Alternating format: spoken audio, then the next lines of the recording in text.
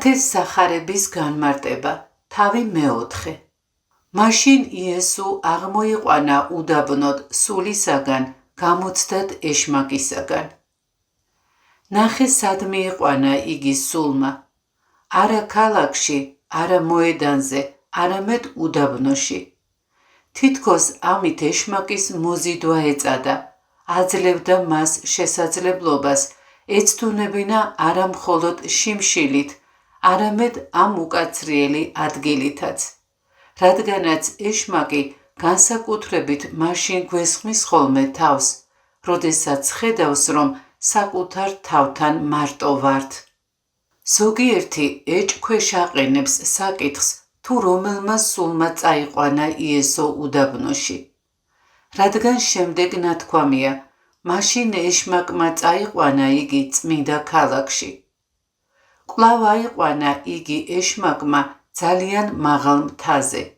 არადა აღიარებულია, რომ მაცხოვარი უდაბნოში სულიწმინდამ წაიყვანა, რათა სწორედ მას გამოეყვანა იქიდან, სადაც ბოროტმა სულმა გამოსცადა.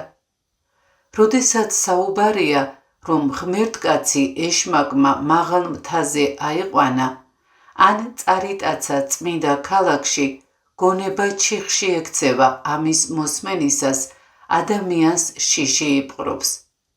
ჩვენთვის ამაში დაუჯერებელი არაფერია, თუ კი მხედველობაში მივიღებთ მასთან დაკავშირებულ სხვა მოვლენებსაც.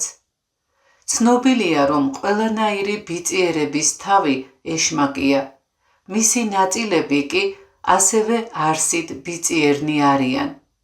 განა ეშმაკის ნაწილი არ იყო პილატე, განა ეშმაკის ნაწილი არ იყვნენ ქრისტეს მოთვალთვალე იუდეველები, ან ქრისტეს ჯვარცმელი ჯარისკაცები. და რა არის გასაკვირი იმაში, რომ ნებადართო აიყვანა სულს მაღალ მთაზე მან, რომელმაც ეშმაკის ნაწილებს ასევე დართო ნება საკუთარი ჯვარცმისა. ამიტომ არ ითაკილა ჩვენმა მხსნელმა დაეშვა საკუთარი გამოცდა, მაშინ, როდესაც მას ჩვენთვის სიკვდილი ჰქონდა გადაწყვეტილი. მართებული იყო მისი განზრახვა, რომ მასზე მოწეული ცდუნებებით გადაელახა ჩვენი ცდუნებები, რამდენადაც იგი მოვიდა, რათა საკუთარი სიკვდილით გაემარჯვა ჩვენზე გამეფებულ სიკვდილზე. ჩვენ გვმართებს ვიცოდეთ, რომ ცდუნება სამი საშუალებით მოდის ჩვენთან: წაქეზებით, ტკბობითა და თანხმობით. ჩვენც, როდესაც გვძლევს ცდუნება, მეტწილად ვარდებით ტკბობაში, თანხმობაშიც კი, რადგან ცოდვილი ხორცისგან შობილნი ვატარებთ ამ ბრძოლის მიზეზს. მაგრამ ქალწულისგან განხორციელებული ღმერთი ამ ქვეყნად უცოდველი შემოვიდა. მასში არაფერი ყოფილა წინააღმდეგობრივი. ამიტომაც მასთან ცდუნება წაქეზებით მივიდა, მაგრამ ცოდვით ტკბობას არ შეუმუსრავს მისი სული. ამიტომაც ეშმაკურმა ცდუნებამ ვერ შეაღწია მასში. რა მიზნით იქნა იესო უდაბნოში წაყვანილი ეშმაკთან შესაბრძოლებლად? პირველი, თუ კი ვინმე ნათელღებულთაგან ნათლისღების შემდეგ ადრინდელზე უფრო დიდი განსაცდელის წინაშე აღმოჩნდებოდა, არ შემკრთალიყო ამის გამო, არამედ მამაცურად გადაეტანა იგი, როგორც ჩვეულებრივი რამ მოულოდნელი საცდური. შენ ხომ იმისთვის არ მიგიღია სულიწმინდის მადლი, რომ უქმად დარჩე, არამედ რათა იბრძოლო, უნდა შეიცნო, რომ უფრო ძლიერი გამხდარ ხარ.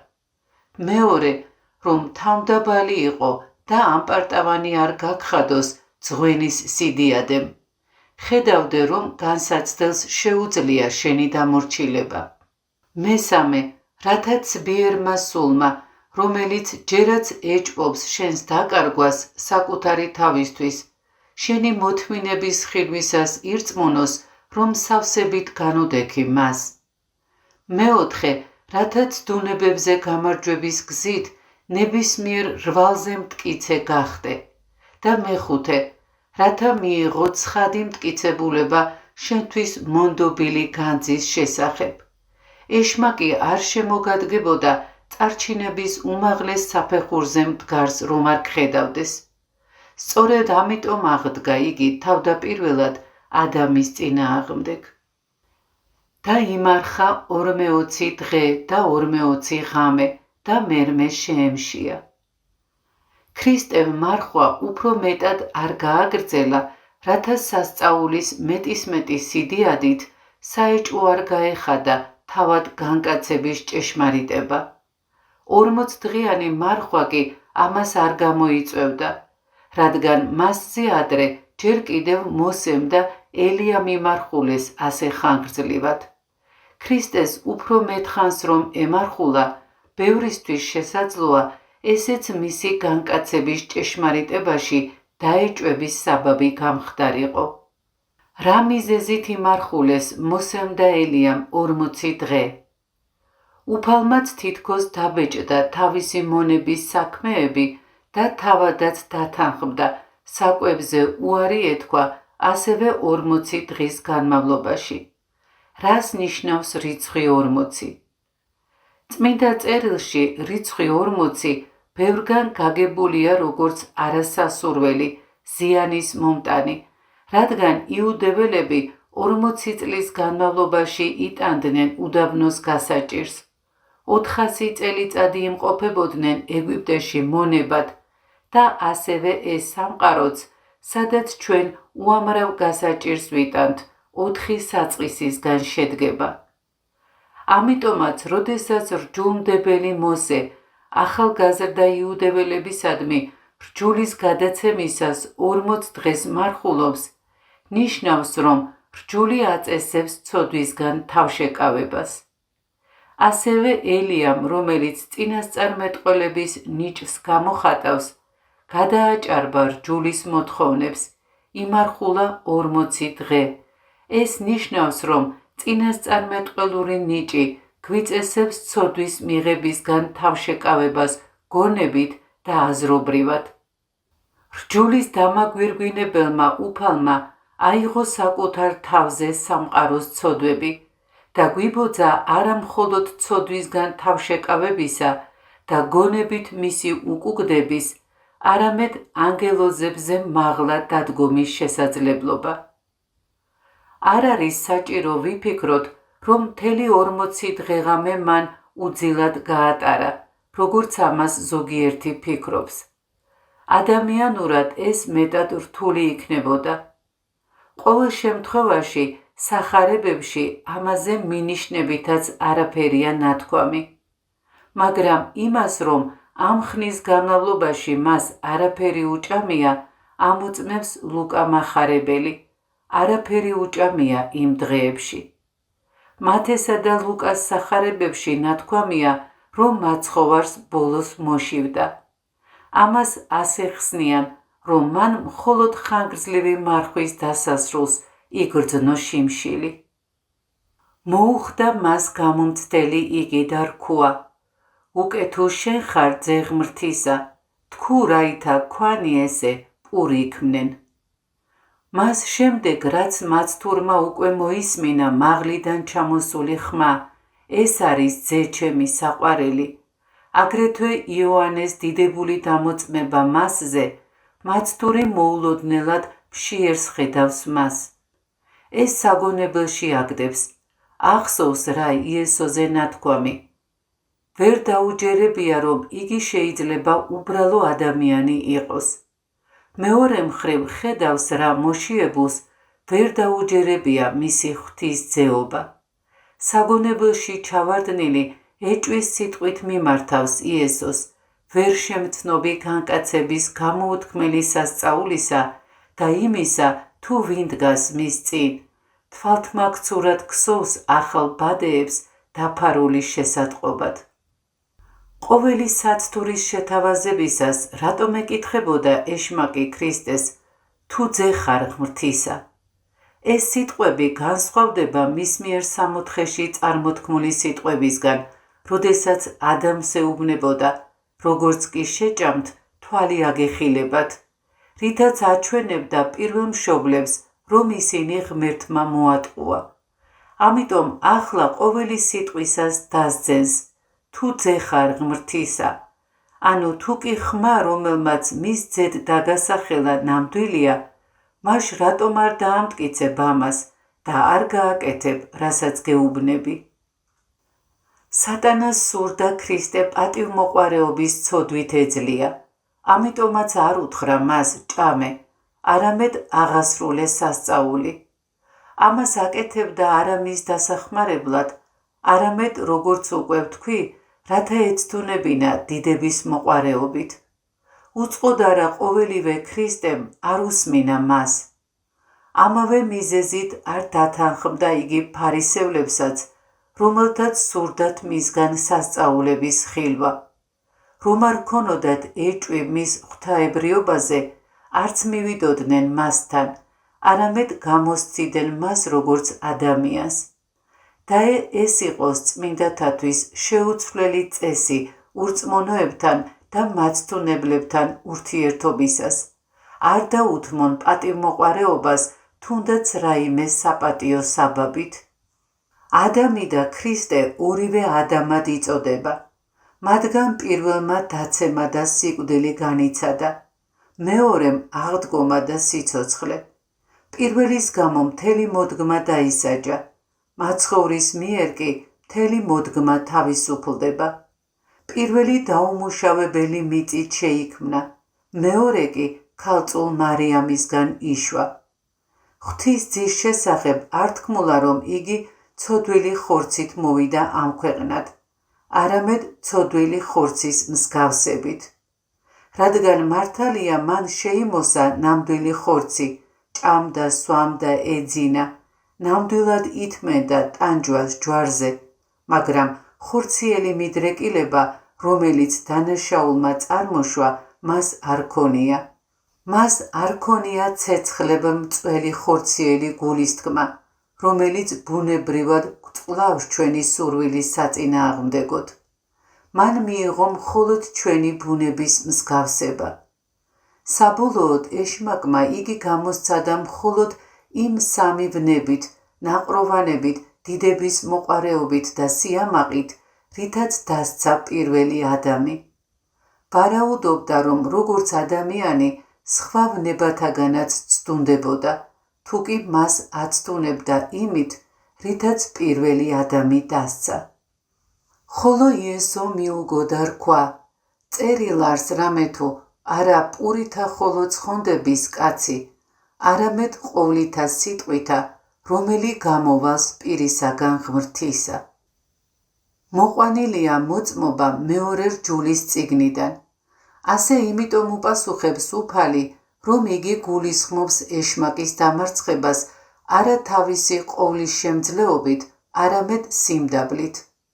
ამასთან ერთად აუცილებელია აღინიშნოს, რომ თუ კი უფალი არ იმარხულებდა, ეშმაკს არ ექნებოდა მისი გამოცდის შესაძლებლობა დაწერილისამებრ, შვილო თუ უფალს მიეახლები სამსახურად, განსაცდელისთვის გაამზადე თავი.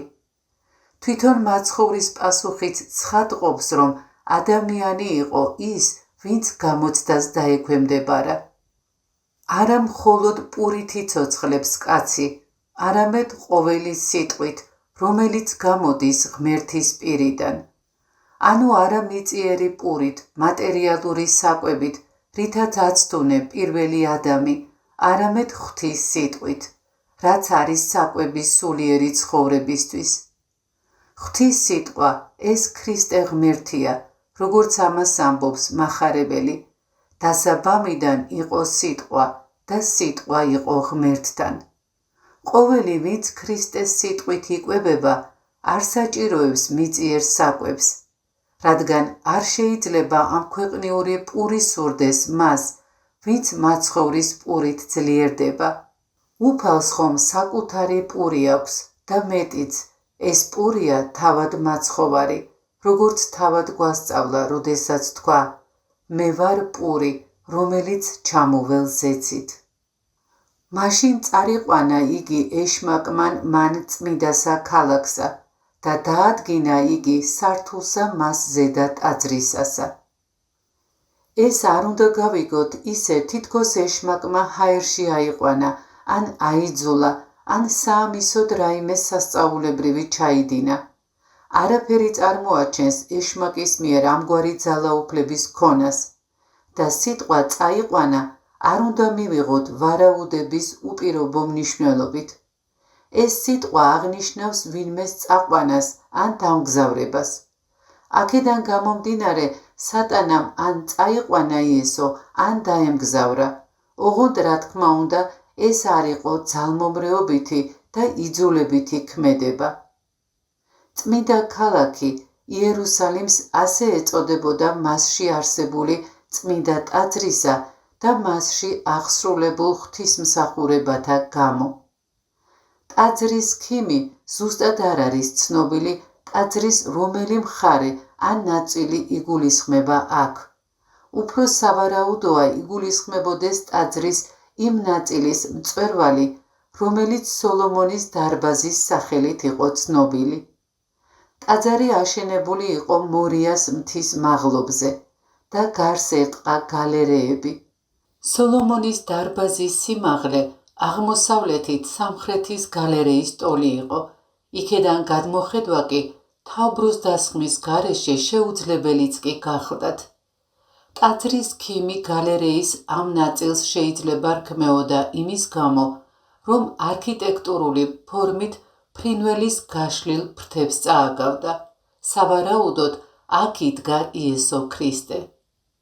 და რქვა მას, უკეთო ძე ხარ ღმრთისა, გარდაიგდე თავი შენი ამიერ ქვეყანად, რამე თუ წერილ არს ვითარმედ, ანგელოზთა მისთა და უბრძანებიეს შენთვის, და ხელთა მათთა ზედა აგიყვრან შენ, ნუსა და წარსცე ქვასა ფერხი შენი. ეშმაკი ამჯერად პატივმოყვარეობით მოინდომებს მსხვერპლის დატყვევებას, უბრძანებს გადავარდნას, რადგან გადარჩება. ხელმეორედ კვლავ წაუმძღვარებს, თუ ძე ხარ ღვთისა, რათა ისე გამოჩნდეს, თითქოს ეს სასწაული მისი ღვთის ძეობის დასამტკიცებლად ჭირდება. ეშმაკი იმედოვნებდა, რომ ყველაზე იოლად ამ გზით დაითანხმებდა, რადგან მრავალი იხილავდა ამ სასწაულს, რადგან იმ დროს ქვევით ბევრი ადამიანი იდგა. ამგვარად მნახველთა ქების გამო ქიმიდან გადამხტარი პატივმოყვარეობის წინასწარ დაგებულ მახეში გაებმებოდა. თვით გამონათქვამი ნასესხებია დავითნიდან, რათა აჩვენოს, რომ მაცდური წმინდა წერილის საფუძველზე არწმუნებს მას. სატანას სურდა, რომ უფალი იესო ქრისტეს სასწაულთმოქმედი ძალა გამოვლენილიყო ამაო უმნიშვნელო სასწაულების აღსრულებაში და არა ისე, როგორც ეს იყო საჭირო. წარმოიდგინეთ, რა იქნებოდა, თუ კი უფალი მოусმენდა ეშმაკს და აღასრულებდა ასეთ სასწაულს, ავიდოდა იერუსალიმის ტაძრის ქიმზე და იქიდან გადმოხტებოდა. მისი დაცემა არ იქნებოდა უბრალო, არამედ რბილი და ჩუმი, რადგან მას უფლის ანგელოზები დაიჭერდნენ. მაშინ ასეთი სასწაულის მხილველი ხალხი ნების საწინააღმდეგოდ მისი როგორც უდიდესი სასწაულთმოქმედის წინაშე მუხს მოიყრიდა. მაგრამ იგი არავის აიძულებს რწმენასა და მორჩილებას, არამედ ეძებს სუფთა გულით მორწმუნეთ, მოყვარულთა და მორჩილთ. მან არ უნდა აღასრულოს ისეთი ფუჭი სასწაულები, როგორცაც ანტიქრისტე აღასრულებს, რითაც უამრავ ადამიანს მოხიბლავს. ამაო სასწაულები, ცრუ სასწაულები, რომელთაც მისგან სატანა ითხოვდა, ღვთის საწინააღმდეგოა. შეუძლებელია ეს ღვთის ძეს აღესრულებინა, რადგან ამაო ტყუილი და არაგულწრფელი არ შეიძლება იყოს მისი საქმე. ამიტომაც უპასუხებს იგი მშვიდად, მრისხანების გარეშე წმინდა წერილის სიტყვებით, არ გამოსცადო უფალი ღმერთი შენი. რქუა მას იესო, კვალად წერილარს, არა განსცადო უფალი ღმერთი შენი. ეშმაკის ცრუ ისრებს, რომელთაც იგი წმინდა წერილიდან სესხულობს, უფალი წმინდა წერილის ჭეშმარიტი ფარით იგერიებს. უნდა აღინიშნოს, რომ საჭირო მოწმობა უფალმა მხოლოდ მეორე რჯულის წიგნიდან აიღო, რათა ეჩვენებინა ახალი რჯულის საიდუმლო. ღმერთს ის გამოცდის, ვინც თავს აშკარა საფრთხეში იგდებს და ეს მაშინ, როდესაც ამას აუცილებლობა კი არ აიძულებს, არამედ რათა ღმერთის არსებობაში დარწმუნდეს. ჩვენ გვეტყვიან, რომ ეს გამოცდა თანამედროვე ადამიანს არ ეხება, რადგანაც მას სასწაულების არ სწამს, მხოლოდ მეცნიერების ჯერა, სასწაულებს არ ცნობს. არასწორია, რა არის თუ არა სასწაულებით ცდუნება ის მეცნიერებაზე დამყარებული იდეოლოგიები, რაც ადამიანებს დედამიწაზე სამოთხეს პირდება. თვით მეცნიერება აჰყავთ სასწაულის რანგში და ამტკიცებენ, თითქოს ადამიანს არ ძალუძს აბსოლუტური ბედნიერების მიღწევა საკუთარი ძალებითა და გონებით. ამ ცდუნებას ქრისტე კვლავ წმინდა წერილის სიტყვებით უპასუხებს: არ გამოსცადო უფალი ღმერთი შენი. ეს პასუხი ნიშნავს, რომ ნამდვილი ადამიანურობა არა ბედის იაფფასიან ამაყ გამოწვევაში, არა თვით გამტკიცებასა და თვით განდიდებაშია, არამედ ღვთის ნებისა და ჩანაფიქრის სიმდაბლით მიღებაში, მისი სიმართლის, სიბრძნის, სიკეთისა და სილამაზის ძიებაშია. კვალად წარიყვანა იგი ეშმაკმან მთასა ფრიად მაღალსა და უჩვენა მას ყოვლნი სუფევანი სოფლისანი და დიდებაი მათი. თავის მეორე თავდასხმაში მოტყუებული მტერი მესამისთვის ემზადება. კერძოდ ესაა ანგარება, რომელიც როგორც ყველაზე რთულად დასამარცხებელი ბოლოსთვის შემოინახა. და აიყვანა იგი ეშმაკმა მაღალ მთაზე და უჩვენა მას სამყაროს ყველა სამეფო დროის ერთ წამში, როგორც ამას ამატებს ლუკა მახარებელი. ანუ დროის მცირე მონაკვეთში წარუდგინა სამყაროს ნაწილები და უთხრა: ამ ნაწილში მდებარეობს რომის სამეფო, იქ სპარსეთი, სხვაგან ასურეთის და იმავენაირად ამბობს სხვათა შესახებაც. ეს სამეფო ამგვარი დიდებითაა წარმოდგენილი, ის კი იმგვარით. და რქუა მას: ესე ყოველი მიქცე შენ, უკეთო დავარდე და თაყვანისმცე მე. რა ხერხითაც დასცა ეშმაკმა პირველი ადამიანი, იმავენაირად მიუდგა მეორესაც. ნაყროვანებით ცდის, როდესაც ეუბნება, თქვი რომ ეს ქვები პურებად იქცნენ. ადამი აცდუნა პატივმოყვარეობით, როდესაც უთხრა: შეიქმნებით ღმერთივით. ქრისტესაც პატივმოყვარეობით ცდის, როდესაც ეუბნება: თუ ძეხარ ღვთისა, გადავარდი აქედან. ადამი აცდუნა ანგარებით, როდესაც უთხრა: გახდებითო კეთილისა და ბოროტის შემცნობელნი, რადგან ანგარება მხოლოდ ფულს არ უკავშირდება, არამედ განდიდებასაც.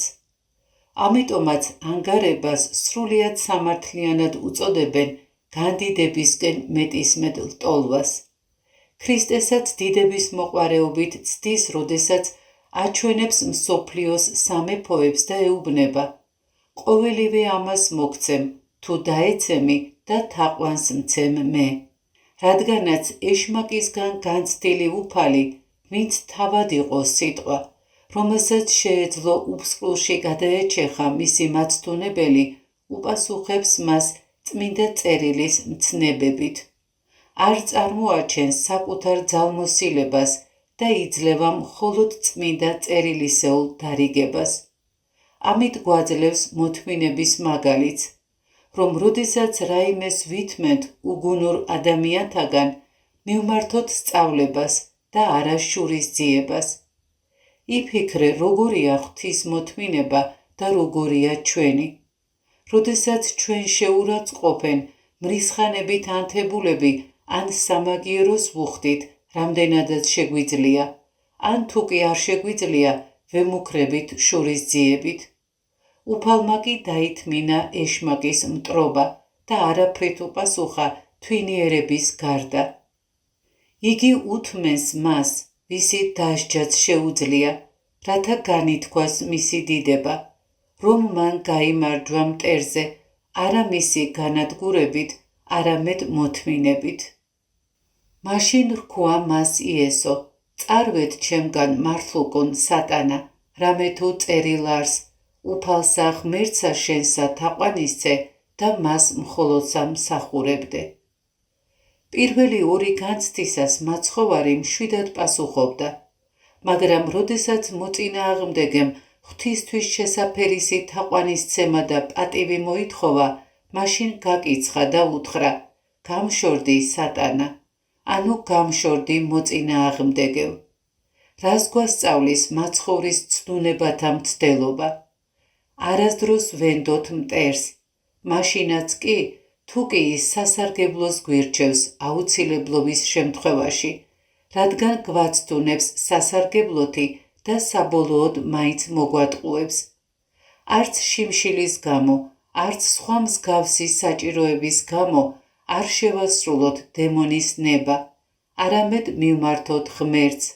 არ გამოვცადოთ ღმერთი და არ მივაქციოთ ყურადღება ეშმაკს, რომელიც სასწაულებს ეძებს, რადგან მათში მალავს საკუთარ ცბიერებას.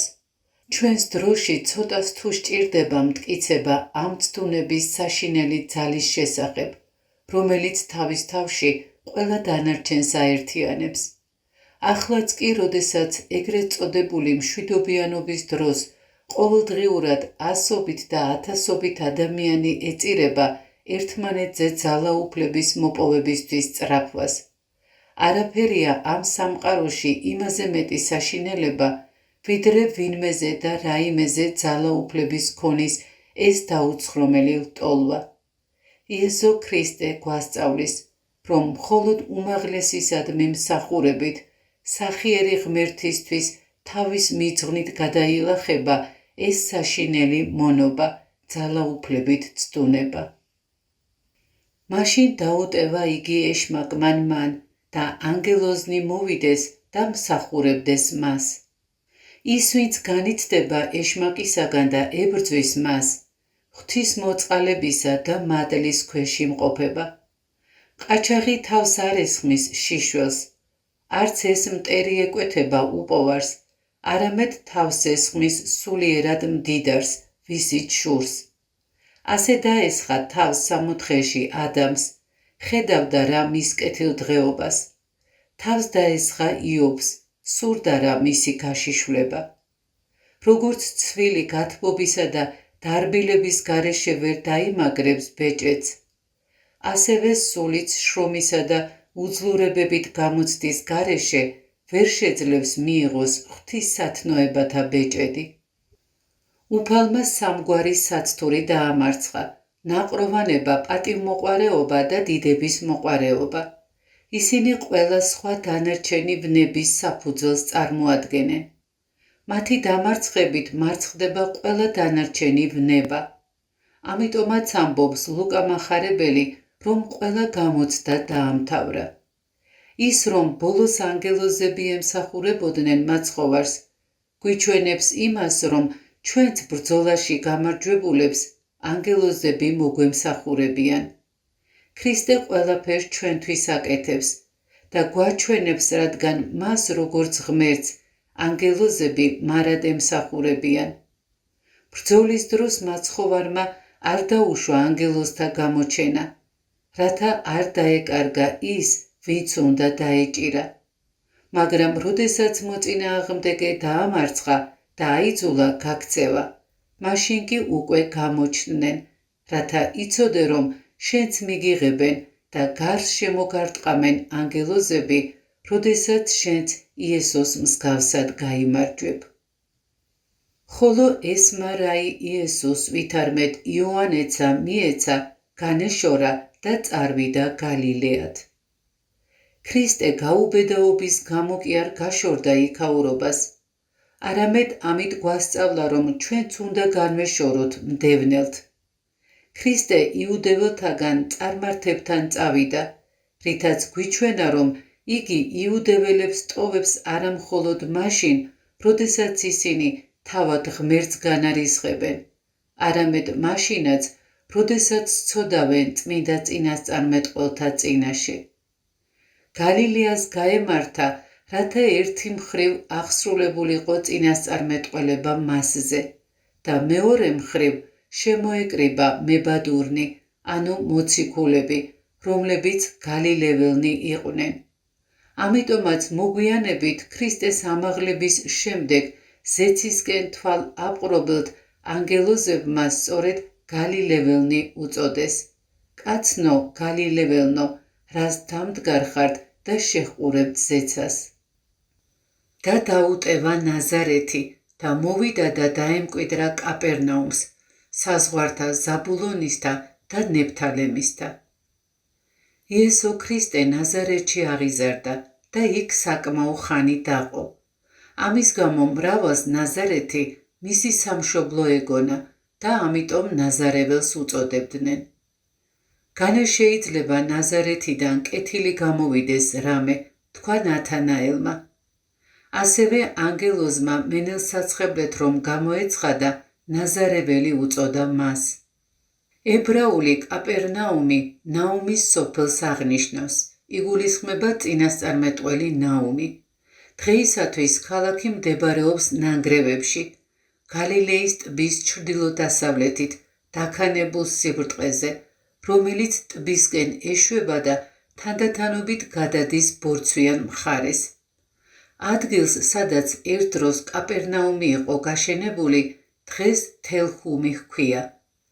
ჰუმი შავს აღნიშნავს, რადგან მცირე გამონაკლისის გარდა აქ ძირითადად შავი ბაზალტის ქვაა. კაპერნაუმის სახელწოდებას საერთო არა აქვს თელ-ჰუმთან. თანამედროვე თელ-ჰუმის ნანგრევებს შორის მოჩანს რაღაც შენობის ნაშთი. შესაძლოა ეს იყოს ციხესიმაგრის, ტაძრის ან სინაგოგის ნანგრევი, აშენებული როგორც ფიქრობენ ასისთავის მიერ, თუმცა ნაგებობის სიძველე ეჭვს არ იწვევს. მეოთხე ასეულიდან მომლოცველთა მოგზაურობის ჩანაწერები მოწმობენ, რომ თანამედროვე თელ-ჰუმი ქრისტეს დროინდელი კაპერნაუმია. რაითა აღესრულოს თქმული იგი ესაია წინასწარმეტყველისაი, რომელსა იტყვის: ქვეყანა ზაბულონისი და ქვეყანა ნეფთალემისი, გზაი ზღვისა წიაღ იორდანესა, გალილეა წარმართთა.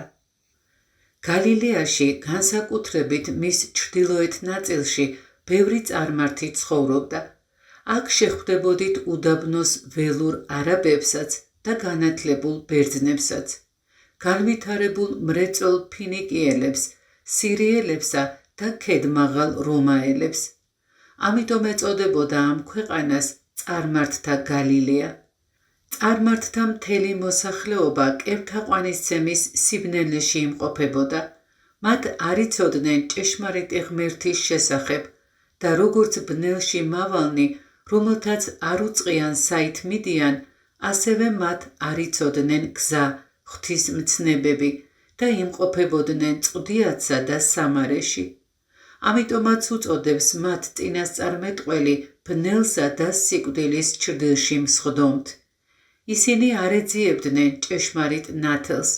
ყოველი ადამიანის განმანათლებელი, თავად ჭეშმარიტი ნათელი, თავად ქრისტე მოევლინა მათ. მივიდა მათთან და გაანათლა ისინი სინანულის შესახებ ნათელშემოსილი ქადაგებით.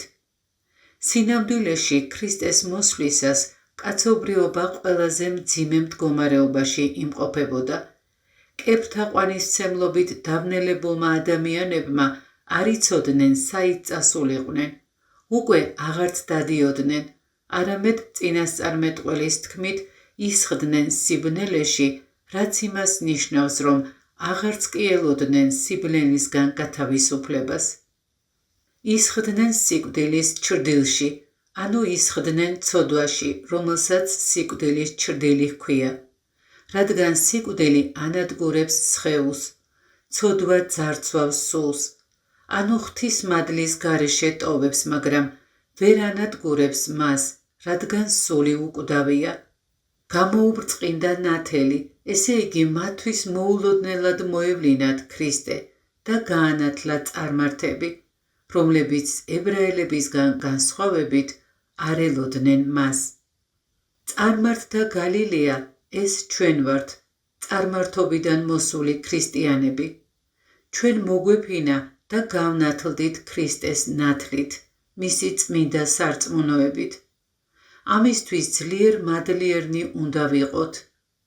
ანთია კი ჩვენში ქრისტეს ნათელი, ხომ არ ჩამქრალა, ხომ არ დაბინდულა ხორციელ საქმეთაგან, ხომ არ დაუთრგუნავს ხორცს ჩვენი შინაგანი ადამიანი, ხომ არ დაბინდულა ჩვენი გულის თვალები. უნდა ვიჩქაროთ სინანული, უნდა გვახსოვდეს, რომ ცოდვები ჩვენგან ქრისტეს ნათელს დევნიან და სულიერ სიბნელეში გვამყოფებენ. მარადიული სიკვდილის, ჯოჯოხეთში მარადიული ტანჯვის წინამორბედის სიკვდილის წვდიაჩი, რათა ამაოდ არ ვიწოდებოდეთ ქრისტიანებად და არ ვიქადოდეთ სინათლით, რომელიც სინამდვილეში არ არის ჩვენში. ამას გარდა, რათა ღვთის უხილველობით დაბნელებულნი წარმართებზე უარეს სასჯელს არ მივეცეთ.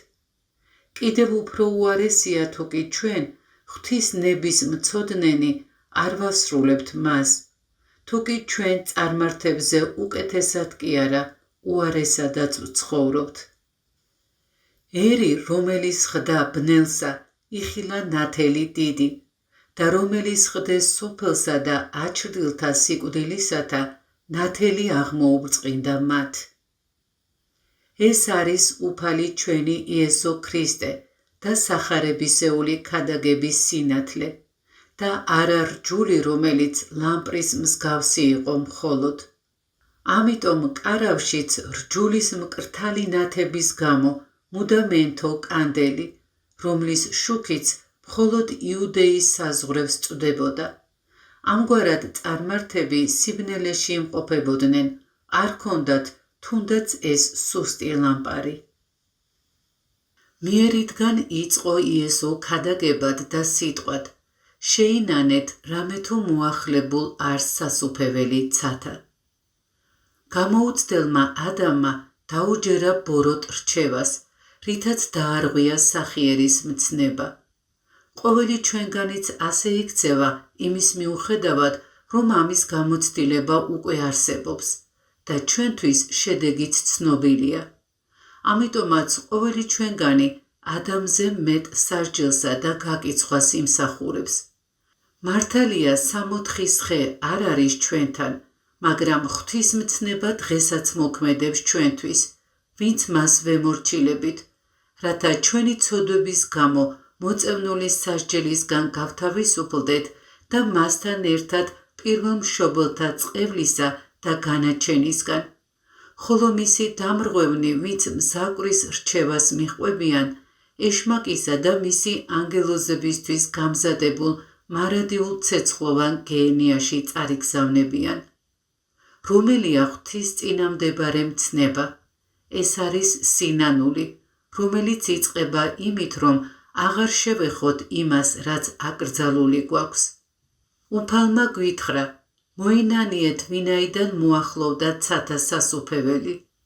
ღვთის სიტყვის განკაცებამდე იმდენად შორს იყო ჩვენგან ცათა სასუფეველი, რამდენადაც ზეცა მიწისგან.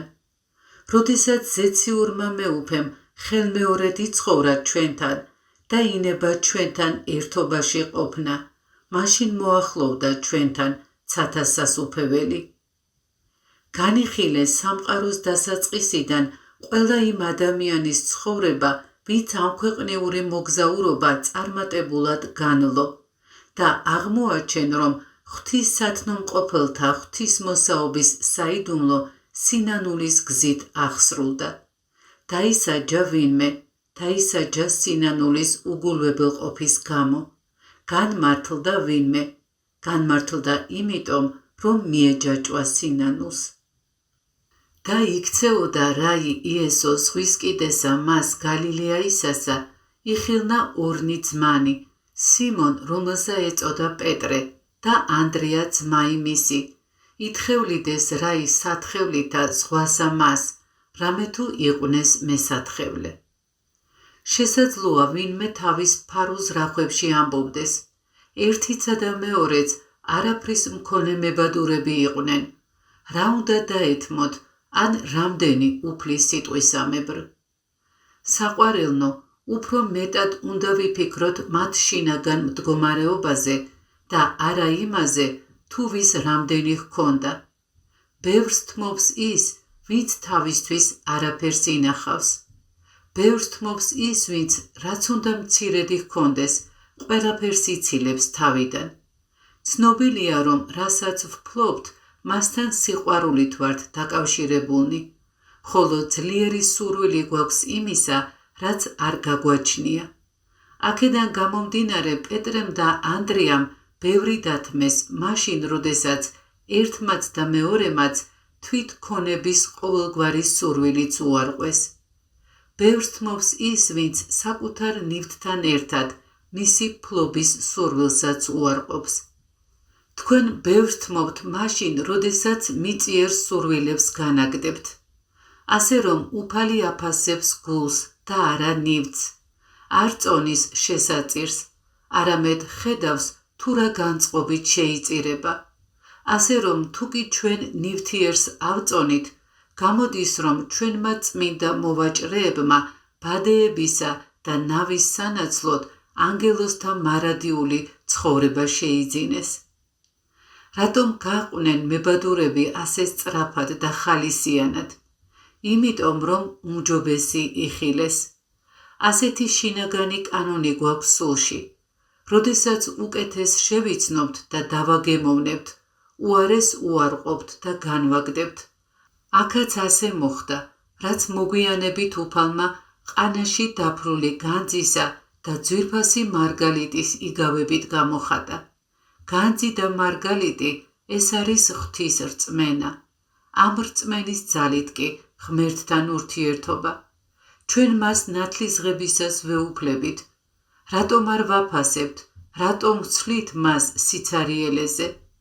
იმიტომ, რომ აღზრდისას არ გვასინჯებენ მას და დროთა განმავლობაში უფრო და უფრო უუცხოვდება ჩვენს გულს.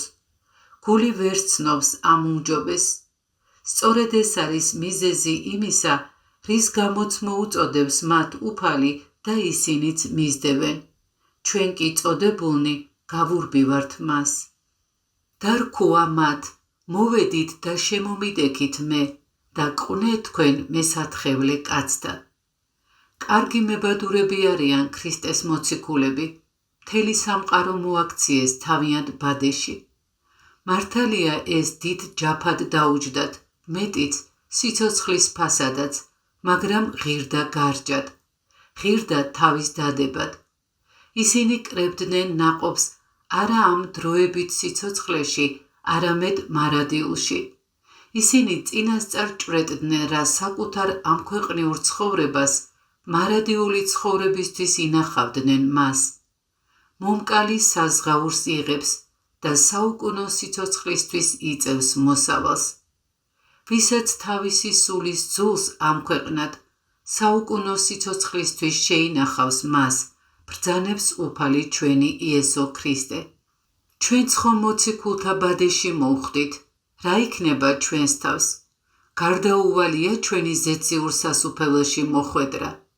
ეს დიდად საეჭვოა. კეთილი და ღვთისმოსავი ქრისტიანები მიიღებიან ცათა სასუფეველში, ხოლო ბოროტები სრულ წვდიათში ჩაცივდებიან. რის საფუძველზე ვამბობ ამას? თავად მაცხოვრის სიტყვებისა. მსგავსია ცათა სასუფეველი ბადისა, რომელსაც აგდებენ ზღვაში და იჭერს ყოველნაირ თევზს, და როცა გაივსება გამოათრევენ ნაპირზე, დასხდებიან და ვარგისით გოდრებს დაავსებენ, ხოლო უვარგისთ გადაყრიან. ასე იქნება ქვეყნის დასასრულსაც. მოვლენ ანგელოზები და მართალთაგან განაშორებენ უკეთურთ და ჩაყრიან მათ სახმილის ცეცხლში და იქნება იქ ტირილი და ხრჭენა კბილთა. აი რა ელოდება ბევრ ჩვენგანს. გამოგვსხამენ სამოციქულო ეკლესიის ბადიდან და ჩაყრიან სახმილის ცეცხლში. ხოლო მათ მეყსეულად დაუტევეს ბადე მათი და შეუდგეს მას. კაცთა მებადურებად გაქცევთ, ეს ნიშნავს შემდეგს: აქამდე თქვენი ბადეებით ზღვის სიღრმეებიდან და სიბნელიდან ამოყავდათ თევზები. ამ იერიდან ჩემით და ჩემი სახარებით მოინადირებთ ადამიანებს ამ ქვეყნის ბოროტების სიბნელიდან და სიღრმიდან. ყოველი სათნო ამ ბადეში აღმოჩნდება, ხოლო ყველა უვარგისი ან ვერ შეძლებს შიგნით მოხვედრას, ან განიგდება მისგან. პეტრე და ანდრია არ ეკითხებიან, საით გვიხმობ, როგორ უნდა ვიკვებოთ, ვინ არჩენს ჩვენს ოჯახებს. ისინი თითქოს მთელი ცხოვრება ამ მოწოდებას ელოდნენ.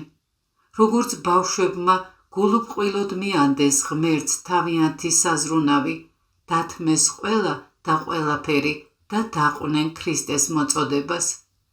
თევზჭერა ალბათ ერთადერთი საარსებო საშუალება იყო მათთვის და მათი ოჯახებისთვის. ამის მიუხედავად, როგორც კი მოუწოდათ უფალმა, მაშინვე მიატოვეს ყველაფერი, რაც მეტყველებს უფლის სიტყვის ძალასა და წოდებულთა თავგანწირვაზე. და წარმოვიდა მიერ და იხილნა სხვანი ორნი ძმანი, იაკობ ზებედესი და იოვანე ძმა იმისი, ნავსა შინა ზებედესთანა, მამისა მათისა, განრაი აგდებდეს ბადეთა მათთა და უწოდა მათ. მათ სამყარო მოინადირეს არა მჭერმეტყველებით, არამედ რწმენის ქადაგებით გაათავისუფლეს ადამიანთა მოდგმა სიკვდილის ცდომილებისგან, როგორც ამას მოციქული ამბობს, რათა განმტკიცდეს თქვენი რწმენა, არა კაცური სიბრძნით, არამედ ღვთის მადლით. მაგრამ ღმერთმა გამოარჩია შლეგნი ამა ქვეყანისანი, რათა არ ცხვინოს ბრძენი, და უძლურნი ამა ქვეყანისანი, რათა არ ცხვინოს ძლიერნი, და უგვარონი ამა ქვეყანისა, უბადრუკნი და არა არსნი გამოარჩია ღმერთმა, რათა განაქაროს არსნი. ასე რომ მაცხოვარი ირჩევს არა წარჩინებულთ და მდიდართ, რომ ქადაგება საეჭვო არ იყოს. არც იმ დროის ბრძენთ, რათა არავის ეფიქრა, რომ მან ადამიანთა მოდგმა იმ დროის სიბრძნით დაარწმუნა, არამედ გამოირჩია მეთევზურნი, გაუნათლებელნი, უმეცარნი, უსწავლელნი, რათა მაცხოვრის მადლი გამოვლენილიყო. მოხუცებული მამის რჩენა და მით უმეტეს პატიოსანი შრომით მართლაც დიდი სათნოებაა. ბადეს კემსავდნენ ნავში, რადგან ღარიბები იყვნენ. არ შეეძლოთ ახლის შეძენა და ძველებს კემსავდნენ. ხოლო მათ მეყსეულად დაუტევეს ნავი იგი და მამაი მათი და მისდევდეს მას. მართლაც შეუფასებელია ღვთის სასუფეველი, ის იმდენი ღირს, რამდენიც გაქვს, რადგან ზაქესთვის ღვთის სასუფეველი მისი მამულის ნახევარი ღირდა, რომ მეორე ნახევრით 4 მაგი უნდა გაეღო უსამართლოდ შეძენილი ქონების გამო. პეტრესა და ანდრეასთვის სასუფეველს მიტოვებული ბადისა და ნავის ფასი ჰქონდა, ქვრივისთვის 2 ლეპტისა, ასე რომ როგორც ვთქვით ცათა სასუფეველი ღირს იმდენი, რამდენსაც ფლობ. მაშასადამე მათ მიატოვეს ნავი, რათა გამხდარიყვნენ ეკლესიის ხომალდის მესაჭენი, მიატოვეს ბადე, რათა თევზით კი აღარ მოემარაგებინათ ქალაქები, არამედ ადამიანები შეეყვანათ ზეციურ ქალაქში. მიატოვეს ერთადერთი მამა, რათა თავად გამხდარიყვნენ ყოველი სულიერის მშობლები. და მოვლიდა იესო ყოველსა გალილეასა და ასწავებდა შესაკრებელთა შორის მათთა და ქადაგებდა სახარებასა სასუფეველისასა და განკურნებდა ყოველსა სენსა და ყოველსა უძლურებასაერსა შორის. ქრისტე ცხადად და გაბედულად ასწავლიდა, რომ მისი მოძღვრება რჯულს არ ეწინააღმდეგებოდა, რაც იუდეველებს მეტისმეტად აღიზიანებდათ. 30 წლიანი განმარტოებული ცხოვრების შემდეგ უფალი ჩვენი იესო ქრისტე იწყებს გულმხურვალე მსახურებას. ამაზე მეტყველებს სიტყვები: მიმოდიოდა იესო მთელს გალილეაში. მისი მსახურება მოიცავდა ძველი აღთქმის განმარტებასა და ახლის ქადაგებას. იგი არ უარყოფს ძველი აღთქმის საღვთო რჯულს, ან როგორ შეიძლება უარყოს ის, რაც მისი მოცემულია. ძველი რჯულის ჭეშმარიტი სულიერი და წინასწარმეტყველური აზრის საფუძველზე მაცხოვარი გვაძლევს გადარჩენის ახალ რჯულს, ქადაგებს რასასუფევლის შესახებ. ძველი აღთქმის რჯული მსგავსია კარგი და ნაყოფიერი მიწის, რომელიც ადამიანებმა იმგვარად დაამუშავეს, რომ მისი სახე სრულად დაიფარა ადამიანთა, ანუ ცრუ განმარტებელთა მიერ დათესილი ნარ-ეკვლითა და ძეძვით. ასე რომ ყველა მიბრუნა პირი ამ გავერანებული მიწისგან. ახლა უფალი ამ მიწას ხელახლა ამუშავებს ახალი მარცვლის დასათესად და ადამიანები შიშითა და გაკვირვებით უყურებენ.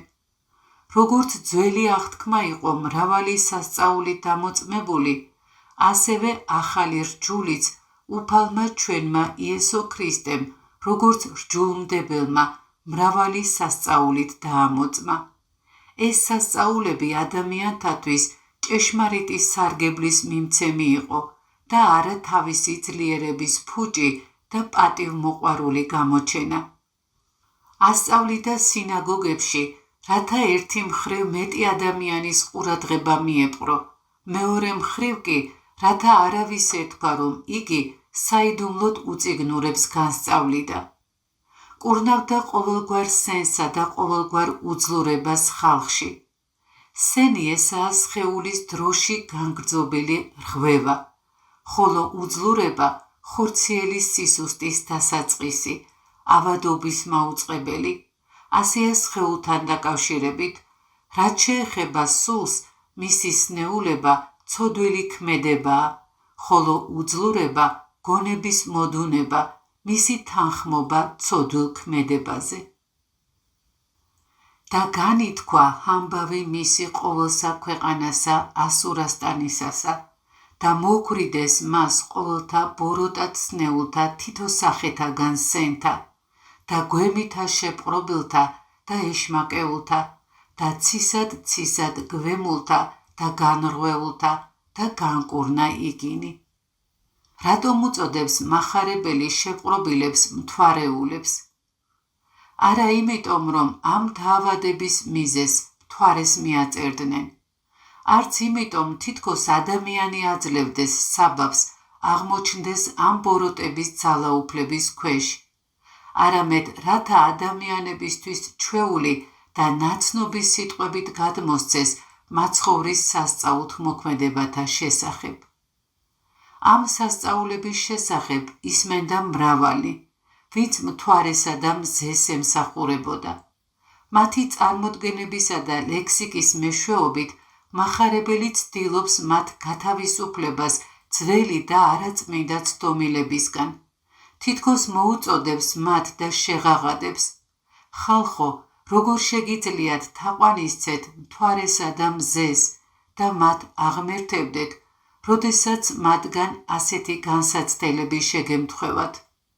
საჭიროა გათავისუფლდეთ მთვარისა და მსგავს რამეთა თაყვანისცემის ჩვეულებისგან, რაც ასეთ მძიმე და საწყალობელ მდგომარეობაში გაგდებთ. ხოლო თაყვანისცემა მიმართეთ და წმიდად ემსახურეთ მხოლოდ მას, ვინც გათავისუფლებთ ამ და მრავალი სხვა ტანჯვისაგან და უხვად გწყალობთ მარადიულ სიკეთეებს.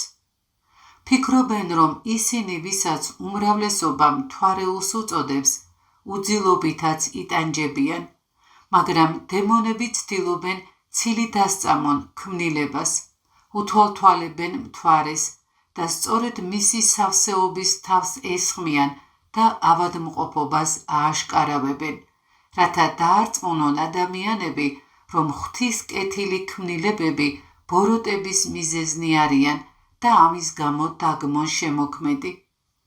მოჰყავდათ მასთან უძლურნი, სხვადასხვა სენითა და ჭირით სნეულნი, ეშმაკეულნი, ანუ შეპყრობილნი ბოროტის სულებით, რომლებიც ღვთის დაშვებით ბატონობენ ადამიანებზე მათი არაწმინდების, ცოდვილი ცხოვრების, განსაკუთრებით კი სიამაყისა და ცოდვათა შეუნანებლობის გამო. ასეთებს დემონები ეუფლებიან და ტანჯავენ. მიჰყავდათ დავრდომილნი, იგივე დამბლად დაცემულნი, უძრავად მწოლიარენი, ხოლო მაცხოვარი კურნავდა მათ. კურნავდა არა ექიმის ხელოვნებით, არამედ საკუთარი ყოვლის შემძლე ძალით, ერთი შეხებით, მეტიც, მხოლოდ ერთი სიტყვითაც კი. იმდენი სასწაული აღასრულა, მოციქული საჭიროდაც არ მიიჩნევს მათ სათითაოდ აღწერას, მხოლოდ მოკლედ ახსენებს მათ. ერთი სიტყვით ქრისტემ თავის ირგვლივ სასწაულების გამოუთქმელი ზღვა გადმოღვარა. და მისდევდა მას ერი მრავალი გალილეაით და 10 ქალაქით და იერუსალიმით და ხურიასტანით და წიაღ იორდანით. დეკაპოლისი, ანუ 10 ქალაქი, ერქვა იორდანის აღმოსავლეთ რეგიონს 10 მოკავშირე ქალაქით. ისინი უშუალოდ რომაელთა ბატონობისას გარკვეული პრივილეგიებით სარგებლობდნენ. არ არის დაზუსტებული თუ რომელ ქალაქებზეა საუბარი. გეოგრაფთა დიდი ნაწილი თანხმდება, რომ მათ შორის მთავარი ქალაქი იყო სკითოპოლისი, ერთადერთი ამ 10-ს შორის, რომელიც იორდანეს დასავლეთით მდებარეობდა. სხვებია ჰიპოსი, ღადარი, დიოსი, პელა, გერგესი, ფილადელფია და რაფანა. დანარჩენი 2 ქალაქი უნდა იყოს კონაფა და კაპიტოლია. მაცხოვრის დროს ეს ქალაქები ძირითადად წარმართებით იყო დასახლებული.